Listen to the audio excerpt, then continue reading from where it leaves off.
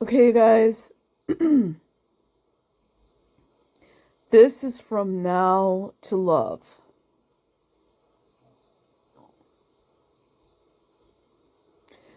Australian Scientology expose.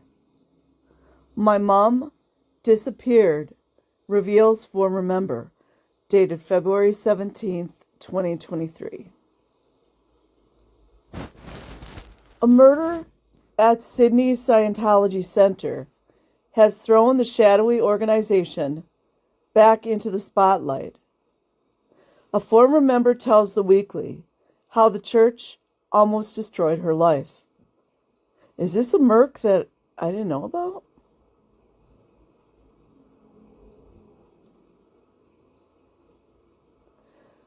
The first person Valeska Paris lost to religion was her mother.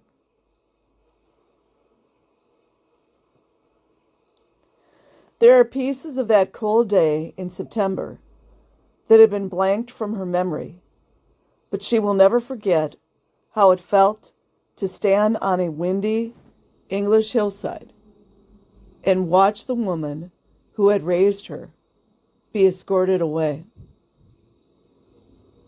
Mind you, this is all on the various governments' watch that this is happening. Valeska was 6 years old, and she felt confused and scared.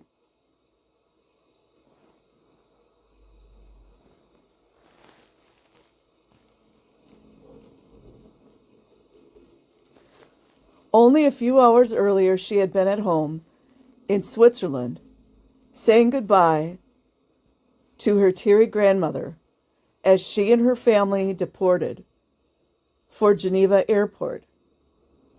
Her grandmother looked hopeless, she recalls. Valeska, now 41, hadn't been told what was going on, but she knew it related to her parents' divorce and their religion, Scientology.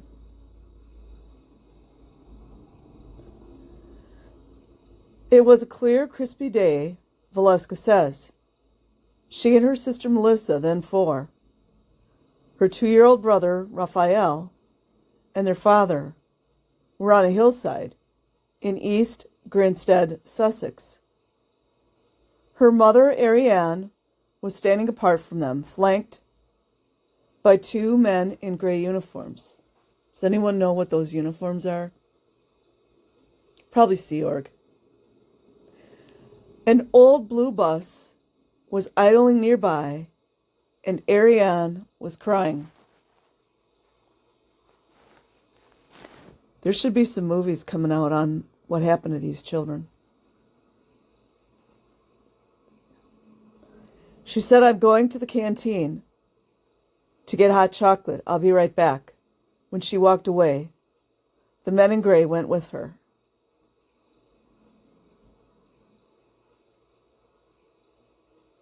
The year was 1984, and the Paris children were about to become cadets in the Sea Org, the secretive and strict inner sanctum of the Church of Scientology. No, just child labor. Their mother would remain a public or non-Sea Org member of the church.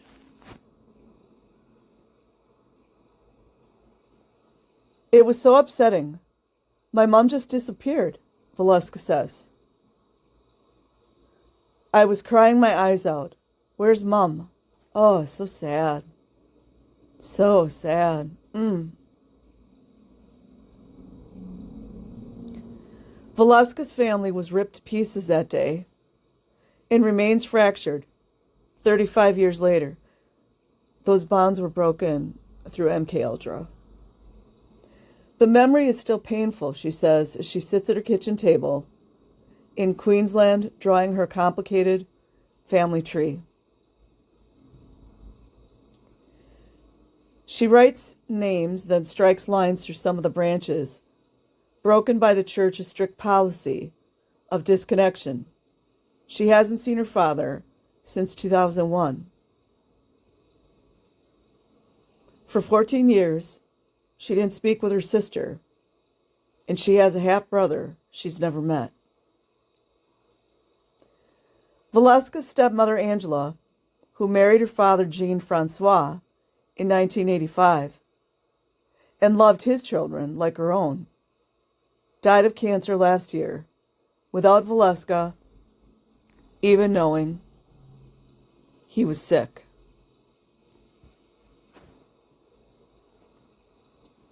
We didn't get to say goodbye, nothing, Valeska says. It was really upsetting. She has been cut off from Scientologist family members since she left in 2009 and became a vocal critic of the church.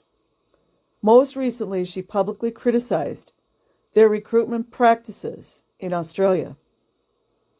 They have no care for the individual, she says. It's all about the organization and the money.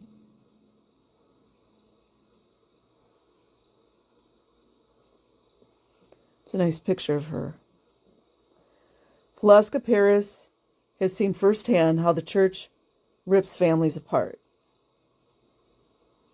Image by Russell Shakespeare. Scientology has been in the news again recently over a fatal stabbing at the Australian headquarters at Chatswood, Sydney. A 16-year-old boy is alleged to have stabbed two men, one of whom later died in hospital. He is facing serious criminal charges, including murder. That was due to his psychological illness that was not treated, and also the mother was abusing him openly. And, of course, no one, including mother, was going to give him any kind of antipsychotic medication. It's in public record. Detectives told Australia Associated Press that he was trying to visit his mother, who was due to undergo a purification ceremony. I never heard this one. These ceremonies rid the body of toxins that create a biochemical barrier to spiritual well-being, according to the church. I've heard different stories. I don't think this is the real story, you guys. He wanted his, what is that called? The MP3 player. And his mother wouldn't give it to him. Of course, there's got to always be lots of cover stories. The teen was reportedly asked to leave, just listen to the story, and produced a knife in the driveway. He wanted his MP3 player. That's what I've read numerous places. The Chatswood Center, which opened in 2016, is the largest Scientology center outside the United States. You know what, you guys? I think this is a different one. I'm sorry. This is a different one. So take back what I said.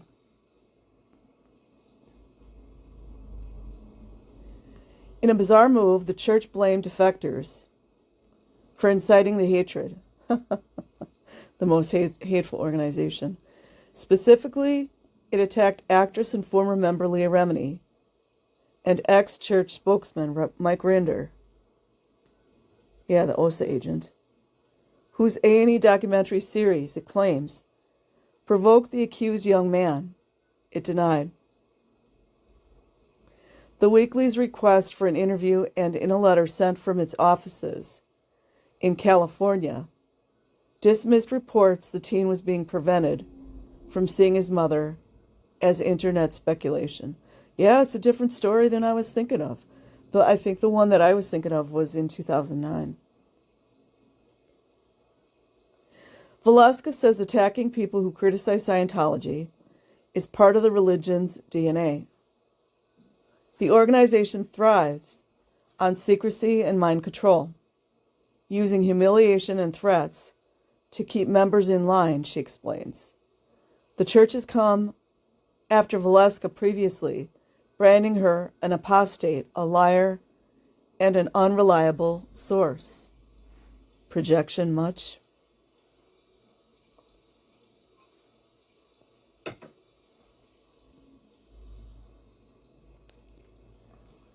In response to the Weekly's queries, spokeswoman Karen Powell said Valeska and Melissa regularly serve as paid sources for sleazy tabloids. Because remember, they're all like back in the 80s. The weekly did not give Valeska or Melissa payment of any form.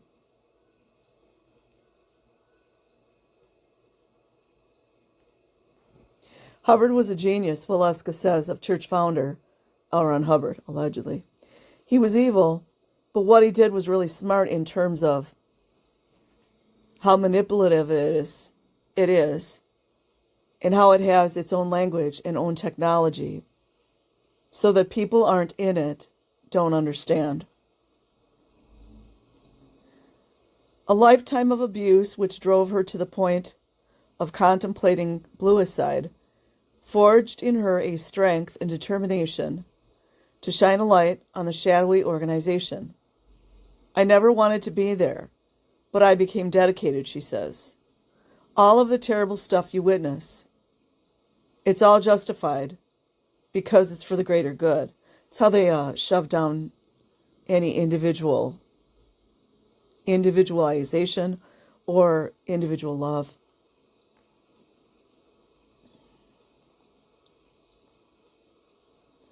After her mother was led away on that grim day in 1984, Valeska and her siblings were herded onto the bus.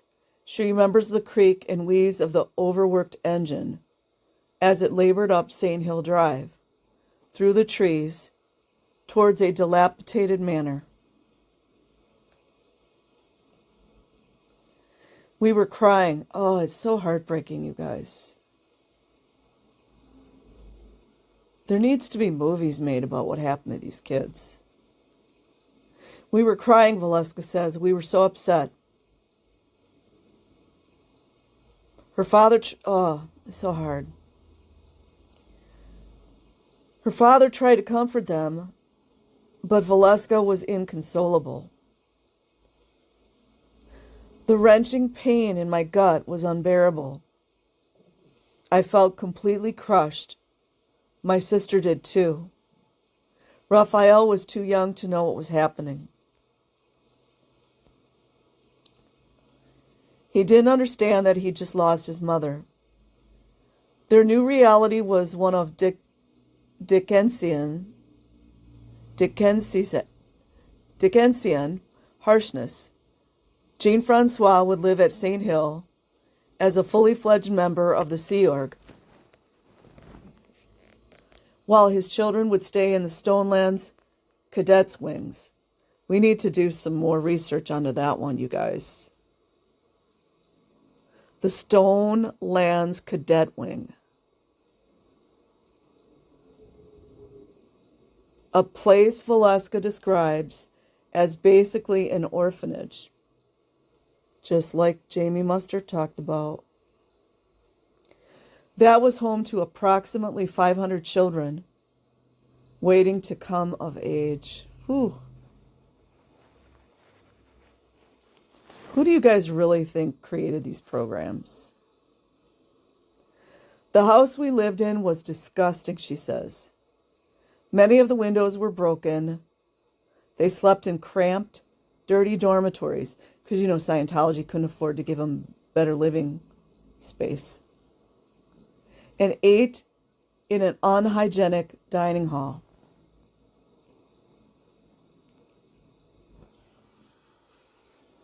It had these long white tables, a huge hole in the ceiling, and a plastic yellow floor with water all over it. Melissa, who now lives in Texas, found Stonelands particularly brutal. At age 10, she was sent away to the Rehabilitation Project Force. Former members say the RPF is a punitive reprogramming camp. The church describes it as a voluntary program of spiritual rehabilitation that provides a second chance to members who have failed to fulfill their ecclesiastical responsibilities. 10-year-old, you guys. Sure, Randy didn't know anything about it either.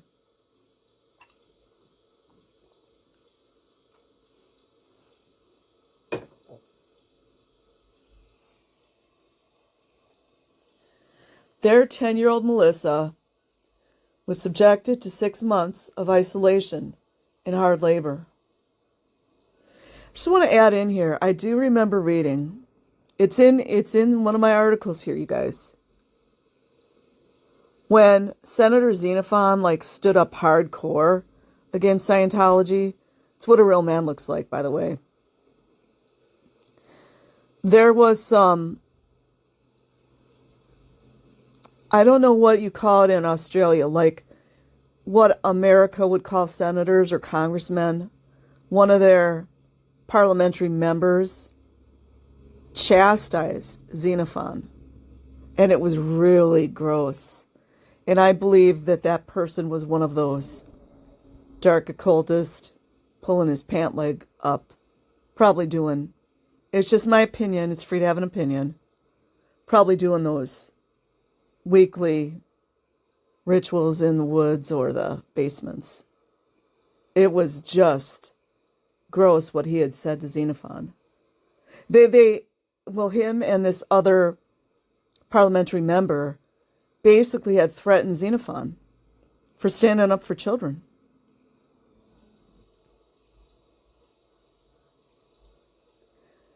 I kind of had a breakdown, she says. There was rampant abuse. Of course there was. Physical abuse. Everything. I was one of the ones who had it the worst. Valeska also has stories of abuse that she both witnessed and endured. At one point when she was a cadet, she tried to use the payphone at the facility to call child services. Oh, my heart aches. They ripped the phone off the wall, she says. If anybody reported abusers to police, they would get excommunicated. It's a suppressive act. Not R-ing children is not suppressive, though. Not R-ing children or hitting them or locking them up. That's not suppressive. Reporting things to the authorities is at the same level as murk in Scientology.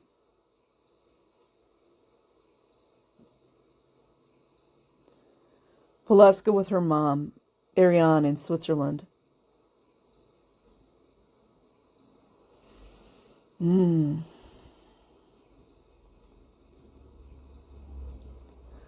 For adults, joining the Sea Org is like joining the priesthood.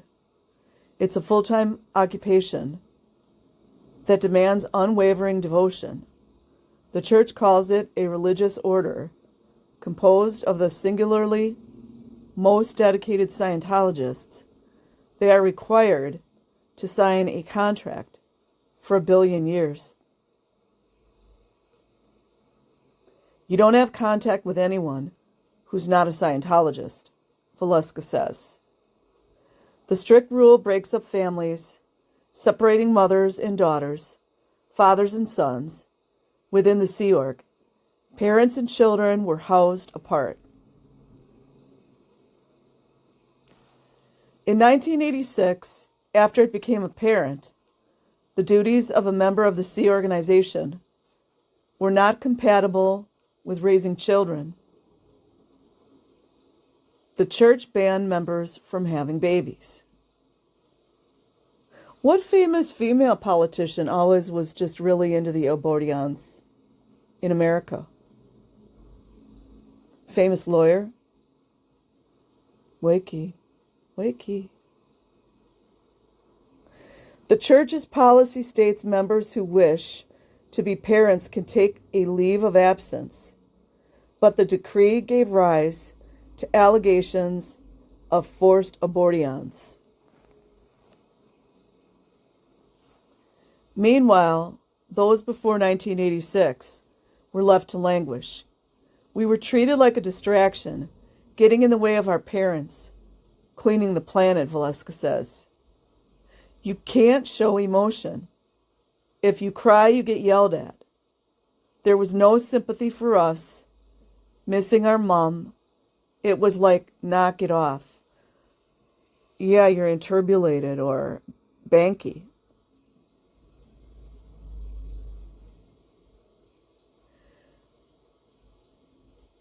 The cadet org doesn't get covered much, but it should because that's children and it's child abuse, Valeska says.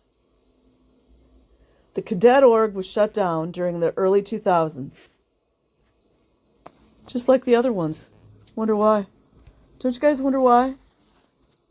Almost like some kind of agencies maybe possibly just, we can hope, did something? But we all know it's still going on.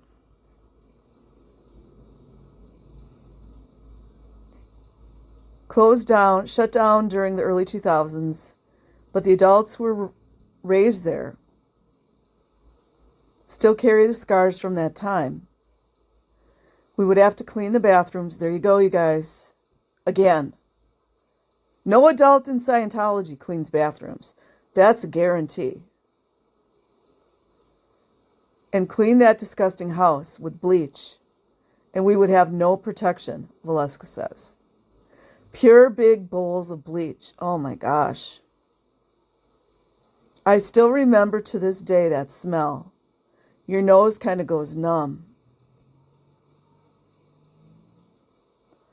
Despite the religion's strict regulations, you know, the unlawful ones,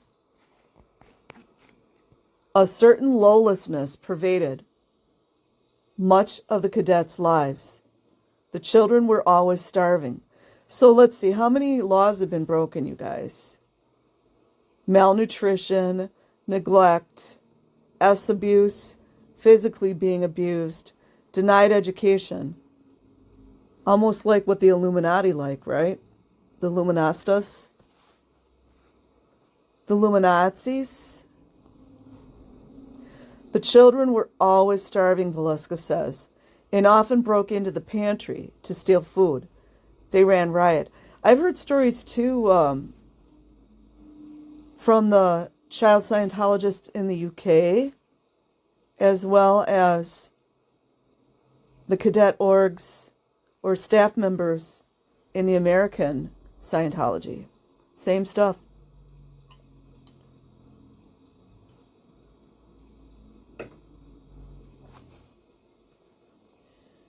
With cadets, we were considered to be just in the way and trash. Child labor. They didn't want the work of looking after us. We're talking about parents, you guys. Parents that just gave their kids up. And we were wild. I'm surprised no one died. What do I always talk about all the time? I think one day there are going to be infant and child skeletons revealed. And who believes in child sacrifice? Who believes in child sacrifice, everyone? All together now.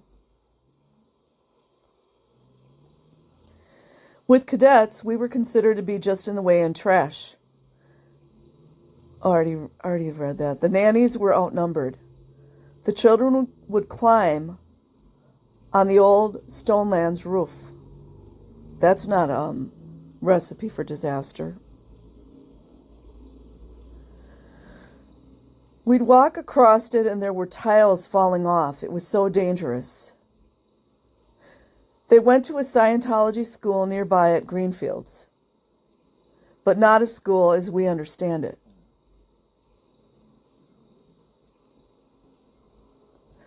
It was done under Hubbard's technology. This is what they always try to call doctrine. Doctrine. And you'd have to study by yourself. You couldn't have a teacher teaching it to you. It wasn't proper schooling, Valeska says. If the other kids saw us, they'd call us Sino brainwashers. We had our own little blue bus, and we had to hide under the seats when we drive past any schools because they'd throw rocks at us. Oh, that makes me so sad.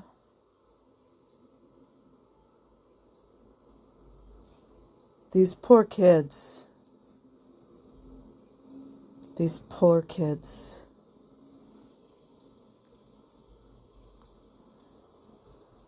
Encounters like this with people outside the church reinforce the messaging that Scientology was a superior way of life. There was nowhere to go because the outside world was hostile, Valeska says. Don't ever abuse people in the Sea Org or be nasty to them because they are suffering. Exactly. There's a lot of people out there yelling and being really nasty to the Sea Org members. Even ex-Scientologists. Because they are suffering. They're going through abuse. And if you treat them like that, they will feel like they have nowhere else to go. Exactly, you guys. Nowhere to run to, nowhere to hide. And it will validate what Hubbard said it would be like. Oh, he is right. The outside world is degraded.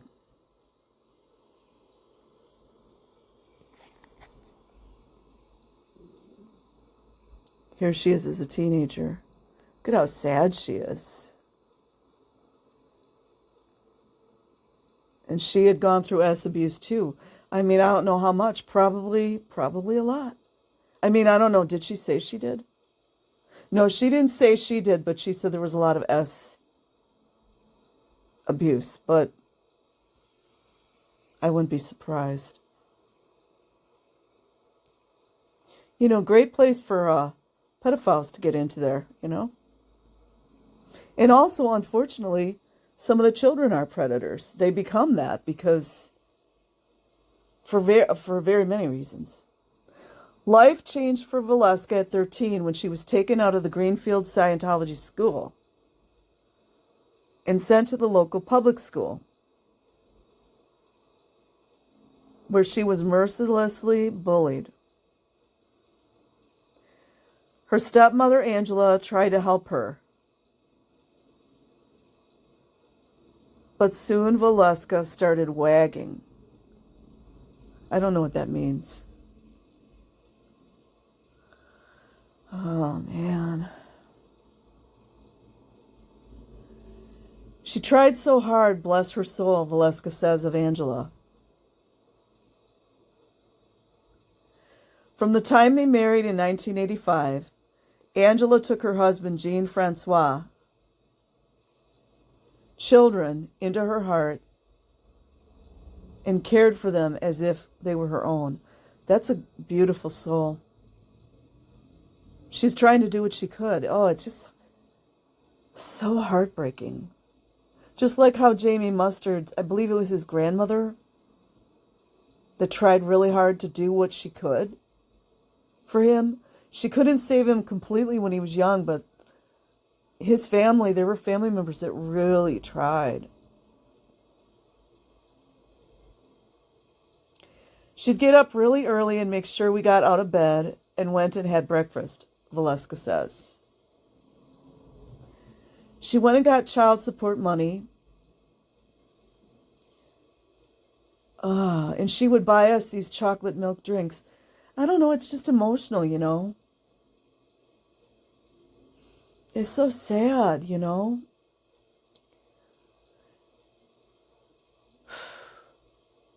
She did the best she could in that environment, which is not a lot. But she really loved us, especially my brother, because he was around too when she got him.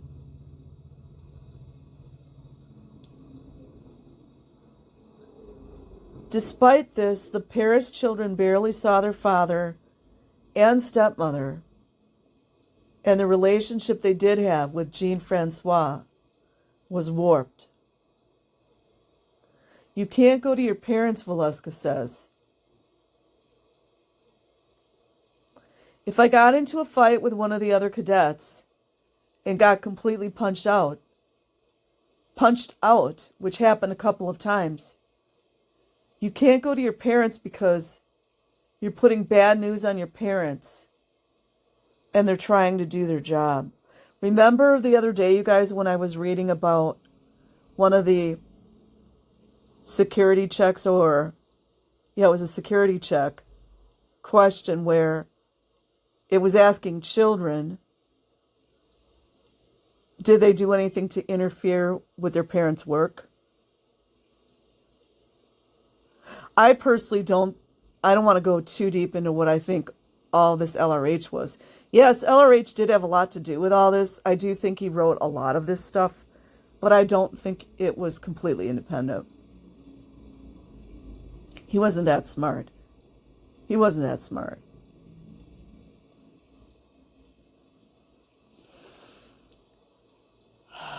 So sad.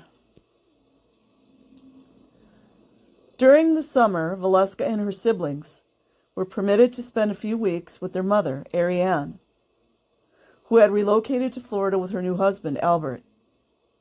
There they lived normal lives for 6 weeks of the year in a nice house with fresh food and a television.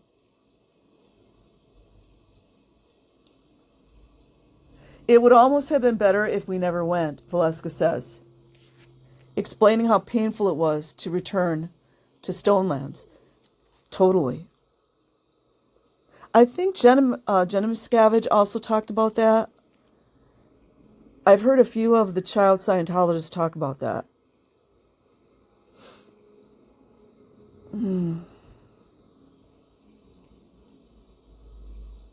One year, Ariane tried to keep the children and save them from their harsh lives at the cadet org. But the church prevented it. You know what that was, you guys? That was maternal instinct. So I do think, even myself, I'm hard on the parents a lot. I am. I think there's a lot more going on that some of us will never understand. I believe a lot of these children are stolen from the parents. You don't think a lot of these adults are not imprisoned?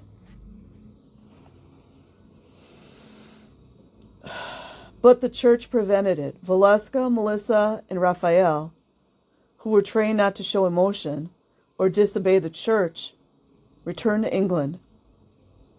Having been born into Scientology, the only thing worse than living at Stonelands was the threat of being excommunicated. Nathan Rich also talked about all of this as well. And he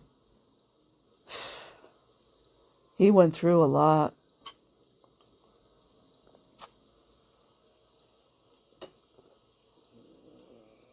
As far as Nathan Rich's mother, I have zero respect for her at all. Valeska remembers a 14-year-old cadet named Miriam who was kicked out onto the street.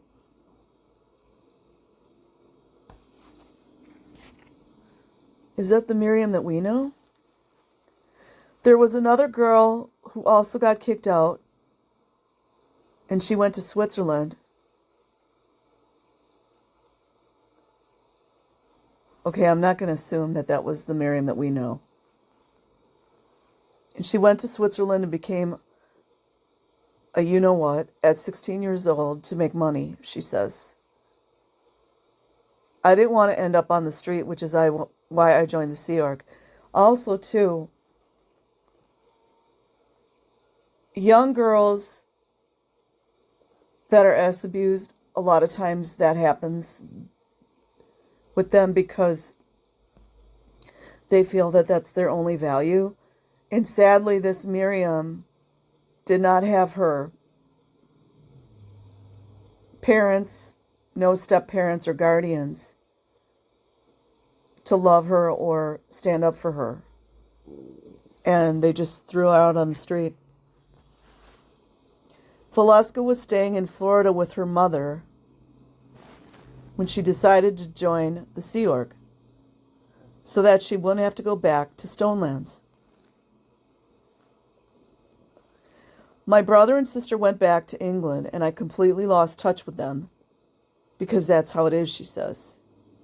She was only 14 years old when she signed the billion-year contract, binding her to the church. Binding her to the church.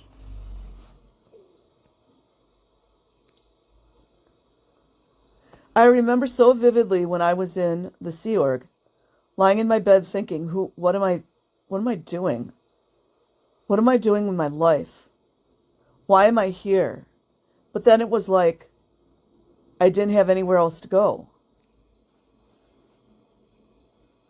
When Valeska fled England for the Sea Org in Florida, her mother had also become a Sea Org member. But by the time Valeska was 16, Ariane had started questioning Scientology. Ariane made moves to take legal action against the church, and Valeska was put under pressure. Yeah, now they want her, right, to call her mom. To call her mother and try to convince her not to go through with it.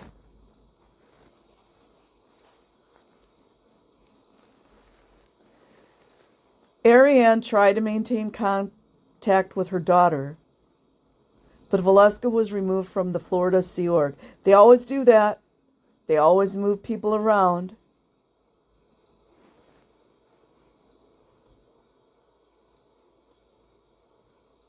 And sent to work on the free winds. Oh my gosh. I couldn't help but think of,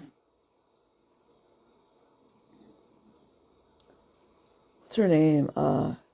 Gillian Gillum? I can't think of her first name. With her mom and how they did the same thing with her, but it was right when Scientology was kind of just first created. The Scientology cruise ship. That should never be called a cruise ship. There's nothing cruise about it. That hosts high-end members. Prestigious executives that cover up child abuse. Including Tom Cruise. In her words, she was effectively imprisoned. Just like Gillum. Janice. I don't know what I called her before. Janice. Yeah. Janice went through the same thing, except she was the first tier. I saw the ship and I instantly hated it, Valeska says. I went up the gangway and I just felt that horrible feeling that I felt when I arrived in England, where you have no friends, you know nobody. That's the isolation of MK Ultra.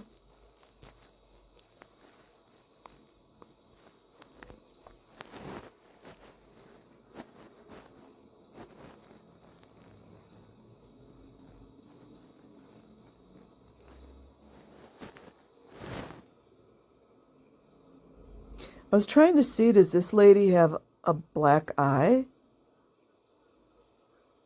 Or does she just have bags under her eyes, you guys? It almost looked like she has a black eye, doesn't it?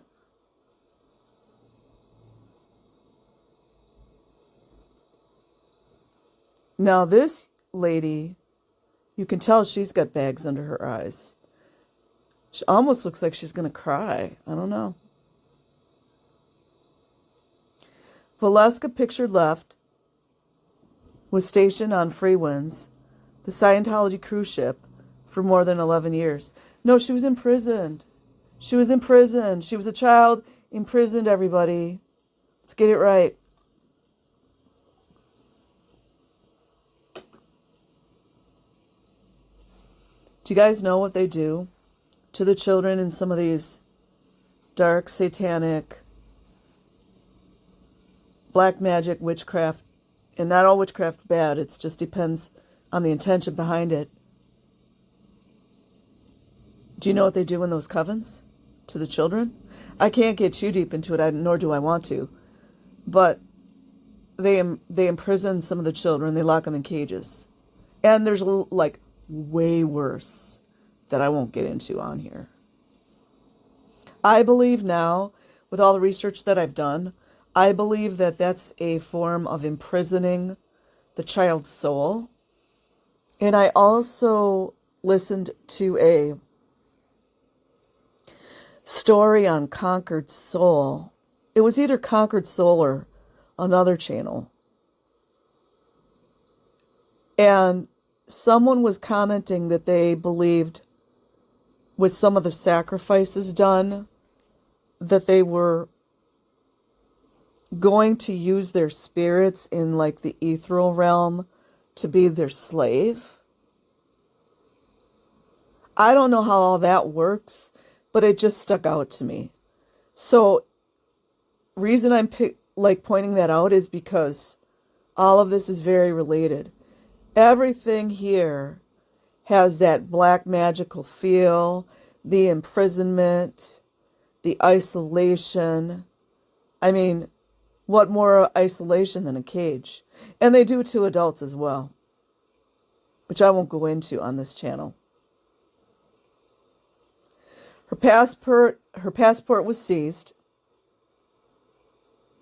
Always pay attention to the men that talk about being on that ship, you guys. How many R's have come out? Child R's. Who do you think were committing the child R's? I still think we should keep a manifesto like what the military used to do back in the day, like a ship list.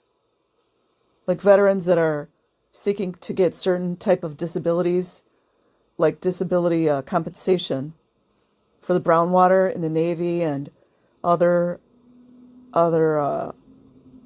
campaigns. They have to prove that they were on certain ships. If all of us were to compile a list of the males that talk about being on that ship, deceased, well, I mean, whether they're deceased or they're talking about someone who is deceased, that way we can, nobody's going to get justice for those essays, I don't think, but at least we can always bring that up. Do you guys know what I'm saying?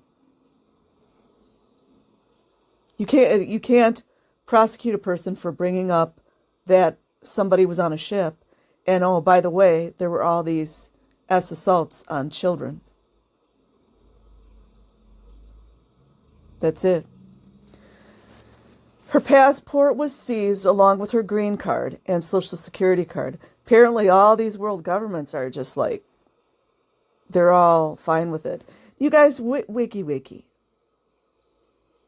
They're all in the same club. You guys getting that now? Are you guys getting it?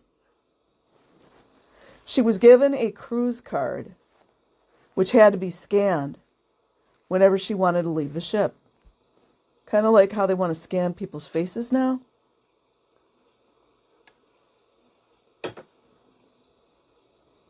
If you're in trouble, it beeps, and a big R, restricted, comes up, she says. For the first 6 years, also too, that's what those security guard handlers are doing outside these buildings. So I don't care what their story is. They probably were abused as well, and I'm sorry for that. But I don't have any respect for them, and more than likely, some of these security guards we see are probably the biggest perpetrators as well as accessories to very serious crimes. Don't worry, though, they can get that ugly LAPD cop that was chasing Lara FM, looked like he wanted to strangle her, almost like maybe in the past he had perpetrated very serious crimes. And I want to go over that video again. For the first 6 years, she was not allowed ashore unaccompanied. So they don't want him to escape. Not for the girl's protection. I mean, it could be, because there was some, I remember Janice had talked about some things. But in this case, I think it's just to keep control. Because they did have, like, some males escape like that. Like from the first free wins. They've really perfected complete and utter imprisonment. So a lot of people, like, I mean, no disrespect to Tori, but she's like, just walk out. I don't think it's that easy anymore. There are ways to do it, but I don't think people can just walk out. They follow you. They go to your house. They go to your relatives' houses. Wish they come to my house.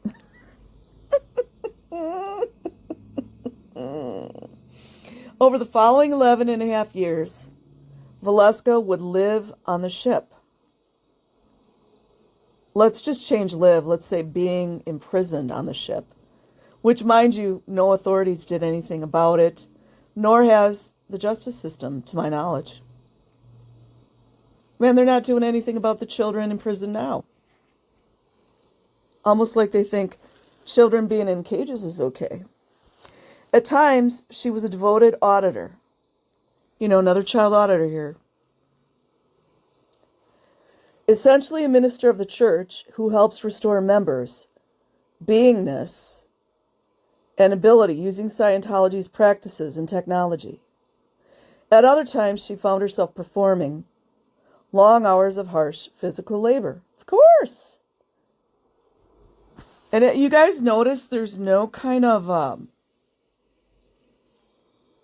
There's no, oh, a woman shouldn't be working. She shouldn't be doing manual labor. That's a man's job. There's none of that in Scientology, obviously. But in no disrespect to some of those elder Scientology men, unless they abuse children, then I do disrespect them. But look at how many of them have humps in their back. It's from malnutrition. Our government's fine with it, though. At other times, she found herself performing long hours of harsh physical labor. In 1997, the decision was made, no names, to remove asbestos from the ship. Someone made them do it, you guys. You know they don't do anything because it's the right thing to do. None of them do. Valeska worked as part of the cleanup crew, but was not provided with any protective gear. They never are. To this day, she has a raspy cough that punctuates her interview with the Weekly.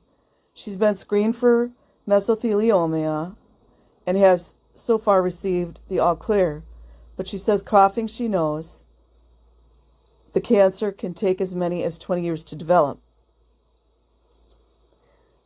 The church says Valeska was on the ship as part of her religious commitment, and she left the ship hundreds of times to go shopping. Yeah, with the whole, like, what would she have made? $15? And you know they don't usually give them it anyways. And for other outings. Oh, she's saying this. Oh, wait. Okay, yeah. Oh, I was right. Okay. She's shopping, you guys, please. She certainly wasn't forced to be there. Right. What is this little old Tommy Davis? Looking all crazy out there saying this stuff.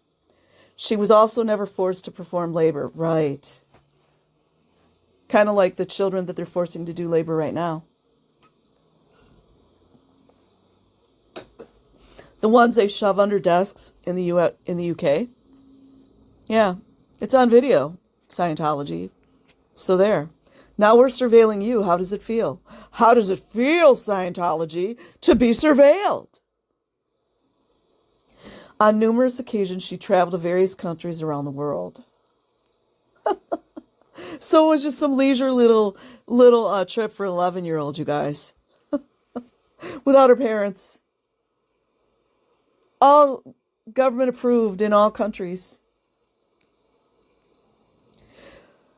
Valeska doesn't deny that she appeared to be a willing crew member. Did she have a choice?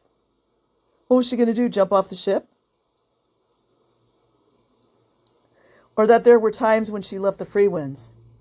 When Melissa, who was still in England, got married, she was granted a week off for her honeymoon. The sisters met up and went horse riding. That's probably the first time she had fun in like 12 years. Soon after that, Melissa left the church for good. Good! And Valeska disconnected from her. Imagine being told you're good to disconnect from your family. It's an inversion of black magic right there. I was a good Sea Org member, so I showed absolutely no emotion. Valeska says, I didn't want to be named PTS, potential trouble source. So I said, I'm going to disconnect from them, and I did. Then at night, I was crying my eyes out. Aw. So you guys, some of these folks that want to yell and scream at these Sea Org members, which I don't have any use for, they're going to their beds and crying for hours in the midst of either human trafficking, working 18-hour days as adults, and a lot of them were child Scientologists, or child Scientologists. Melissa understands what was going through her sister's head when she disconnected. Valeska and I are second-generation Scientologists, and we literally knew nothing else. That's the isolation. Melissa says, you don't associate with anyone outside Scientology. You don't have friends outside Scientology, so leaving is extremely hard. That's what makes the prison so well bound. Bound. Bound. Bound. Like a binding spell.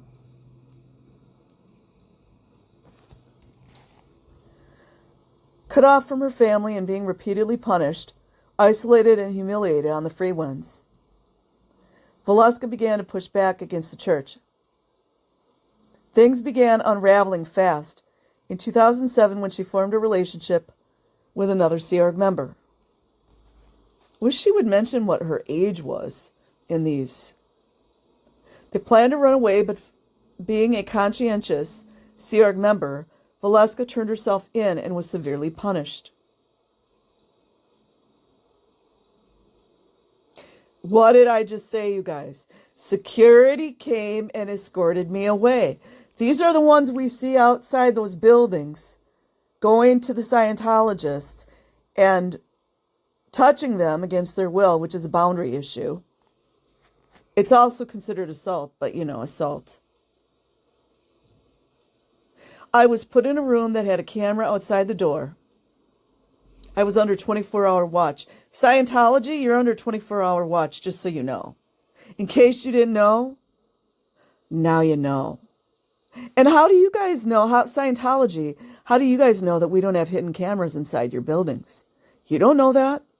In fact, I think you should scour your buildings to see if there are hidden cameras, because you have no way of knowing if some of us got in there and put some hidden cameras. There's no way to know. I was under 24-hour watch, and I was put in the engine room. Oh, you guys, the beloved engine room. The engine room where they like to lock up little 4-year-old boys. Lock little 4-year-old boys in the engine room for 4 days while they're crying. Or 10-year-old boys. Almost like the little boys are their competition. Sick.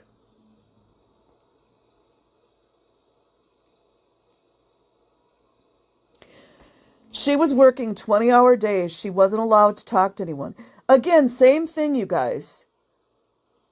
They did the same thing with, Jamie Mustard talked about his brother at 16 years old had sex with his girlfriend and was locked up in the RPF, I believe, for 10 years.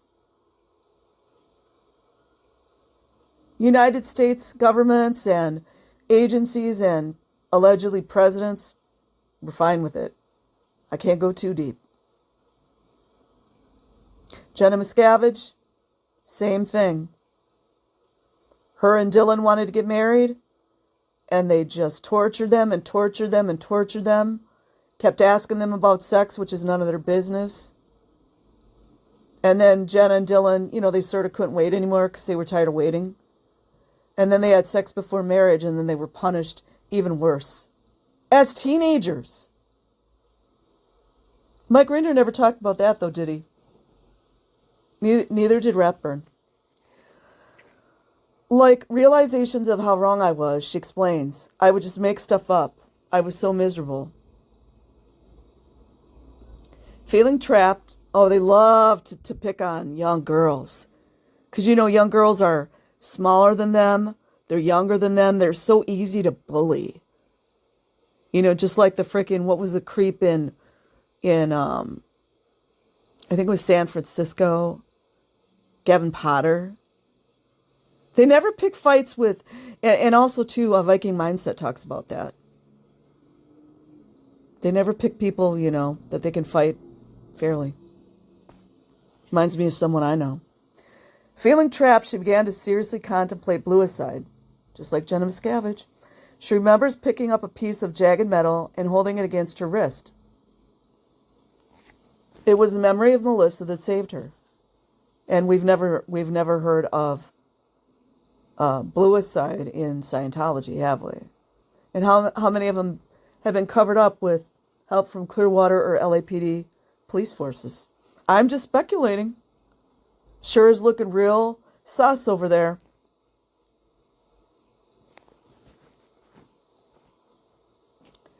I thought my sister's still out there. I don't know where she is. I don't even know if she'll forgive me. But if I get out of here, I could go with her. As a result of her disobedience, because everyone's disobedient, right? They want you to obey, slave, obey, obey, obey. Valeska was sent to the Rehabilitation Project Force in Australia, where she met a former rugby league player, Chris Geider. Relationships are forbidden at RPF, but after the pair graduated, they married.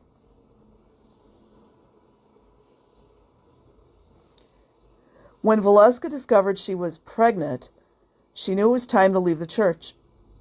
Sea Org members aren't supposed to have children, and she saw the baby as a chance for a fresh start.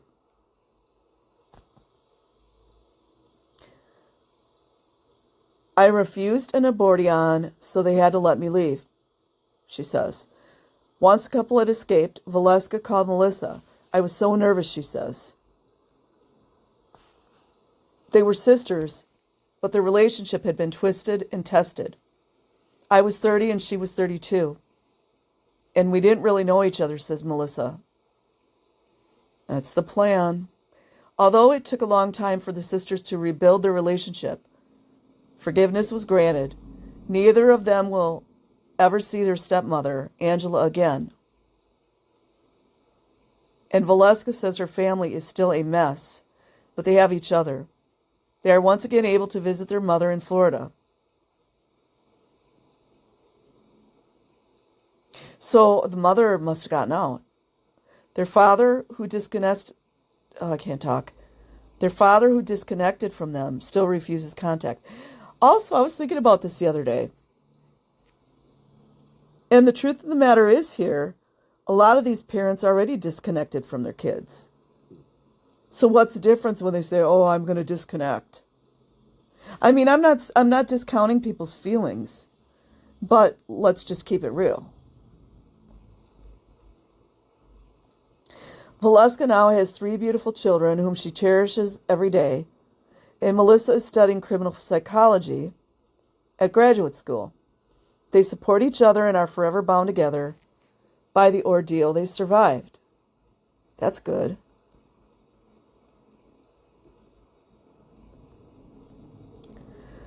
Melissa becomes emotional when she reflects on how far she and Valeska have come. For her to have gotten out at 32, never having known anything else. She's finished school. She's an amazing artist. She's an amazing mother. I'm proud of her. Wow, that's good to have a good ending. I mean, so much pain and suffering, but I'm glad that Melissa and Valeska have each other. So I will leave a link in the description box. Like and subscribe if you choose. Otherwise, have an amazing day or night wherever you are. Peace.